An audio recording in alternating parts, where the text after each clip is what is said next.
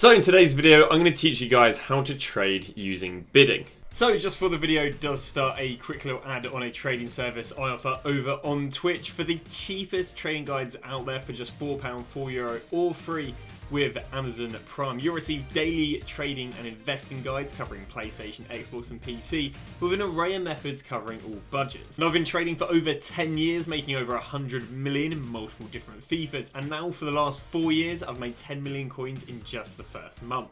So in today's video we are going to be explaining to you guys how you can trade by using bidding. This has come as a popular demand from the last trading video, but obviously some people are on the web app, some people are on the companion app, some people are on old gen, and kind of struggle, I guess, with the times of buying now. So what I'm going to do is I'm going to offer an alternative to the likes of the buying now, which is going to be bidding. So in this method I'm going to explain to you guys what the whole method's about. I'm going to explain to you why it works, and explain to you how you know what to buy. I'm going to give you guys all the filters you need, and finally I'll explain to you guys how you know what you're going to go and sell them for. The reason this method works is because the shadow is 3.9k, which means if it's added to players, this can add anywhere from about 1k value to 4k, which means if we can get players with a shadow for not much more than they are without a shadow, we should be able to make profit with whatever the difference is. So the filter that we are going to be using is going to be rare gold, and then we're going to go put shadow here. Now the positions we're going to use is going to be right wing back, left wing back, left wing back, CDM and centre mid. We're not going to pick centre back because centre back is oversaturated. Way more people have put shadow on centre back than demand it, which as a result means the shadow doesn't really add much value. But to right wing back, left wing back, CDM and centre mid, we see way more variation with chem styles being applied, which means there is an oversaturation with one certain chem style. So what we're going to do is we'll start here with right wing back. We're going to go shadow, and what we're going to do is we're going to put the maximum bid here, 3k. This is just so we don't have to go and scroll through loads of things. I wouldn't touch any of the buy now or anything. What we're going to do is we're going to go and search it. Now the first thing I would say is, depending on how many coins you have, depends on how late I'd bid on the cards, or how long the cards have left I'd bid on. For example, if you are sitting on, like, say 20k or below, do not bid on anything over 10 minutes. I'd say a good rule of thumb is every 50k you have, bid on stuff 10 minutes later. So 50k, bid on stuff up to 10 minutes. 100k, bid on stuff up to 20 minutes. 150k, and the reason for this is because let's say you've got like 300k, then you're less likely to run out of coins by bidding on stuff that expires in a while than if you are on, let's say, 10k. Because the last thing you do is, got 10k, you go and bid on a dump freeze, you wait a whole hour, and then you don't win the dump freeze. Whereas if you're bidding on stuff for 10 minutes, you're more likely to get outbid if you are obviously within a shorter amount of time. So, for example, we'd go and find Frankowski, and the only players we are looking to bid on are players who are 1k more with a shadow than they are without a shadow. So Frankowski is 650 without a shadow, so the most I'd bid would be 1.7, so nothing there. Now again, let's presume that for some reason we have loads of money. So Dumfries, now on Dumfries, 1.8k without a shadow, so the most I'll pay will be up to 2.8. So again, I wouldn't go and bid on this card unless I had a fair few coins, but I'll go and bid 2.8. And then I'll continue going through the players. Klaus, perfect. Klaus. We're going to type Klaus in right here. And Klaus, without a shadow, is 650. So I'll go and bid 1.7k. Which once again, if you don't have the coins, please do not bid on stuff that is 1 hour away. And there we go. So that's that been wiped up. I'm not going to go and bid on stuff with hours and hours. And now we go over to right back and we do the exact same concept. So we put rare gold, shadow, right back in. We find our first player, Montiel. Perfect. Montiel is 750 without, so the most I'd pay would be about 1.8. We'll leave that. Then we head to Baku, and you can see these cards have 4 minutes on them, and these are like perfect to bid on. Again, if you don't have many coins, because if you win them, you'll win them within 4 minutes. If you get outbid, you're going to get outbid within 4 minutes. Baku is 650. So the most I'll do is I'll go and repeat this process by going through right back, then to left back, then to left wing back, then to CDM, and then to centre mid. And then by now it's probably already been like 20 minutes, so I could probably go back to right back and see everything that's been listed in the last 20 minutes, presuming that I'm bidding on stuff up until the hour.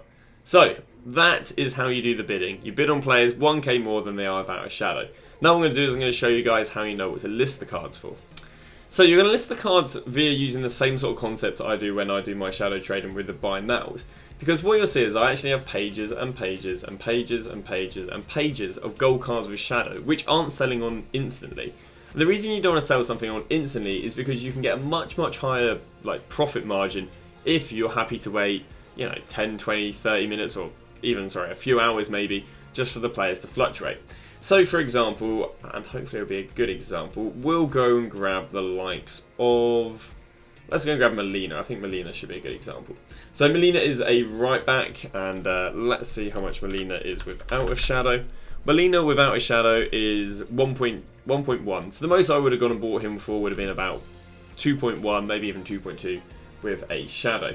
So now what I'm going to do is I'm going to go and search how much is Molina with a shadow. Let's have a little look on the market. So there's a fair few on the market right here, fair few popping up for 4 or 5. So what we want to go is, we want to go and find, it's actually a good price. What we want to go and find right now is, at what price is there, 3, 4, 5 Molinas on the market. So let's lower that down to 4.5. Okay, still a few too many. Let's go lower that down there to 4.4. And that's looking good. Now, what you can see right here is we can see we've got 2 Molinas up for 3.5, and then a few up here for 4.4. Now, if I was in a hurry to sell Molina, I could go and sell him for 4.3. And do you know what? If I sold my Molina for 4.3 and I bought him for 2.1, I'm still making over a 1k profit, which is nice. But if I'm not in the biggest hurry, I could go off the presumption, especially as these have only been on the market for 7 minutes, that once these two sell on, the cheapest Molina on the market is 4.2k. Which means I can list them up for another 700 coins, which would nearly be doubling the profit I'd make. So as long as I'm in no hurry for the coins, let's say maybe I'm on 100k, it's not the end of the world if I don't sell my 3.5k player within an hour. What I would go and do is I'd go and list them up for 4.2k rather than 3.5k. Because again, this will make me double the profit that I would have made if I was only listing him for 3.5k.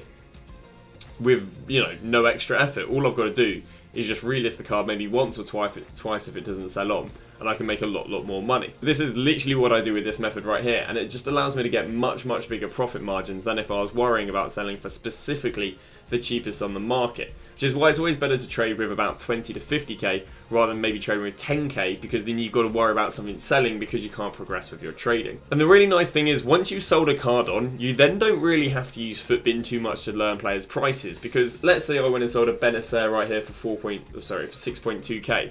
I now don't have to go and check Footbin to see, okay, what's Benacer, or I'll add a k. I can go, do you know what? I can sell Benacer for 6.2k.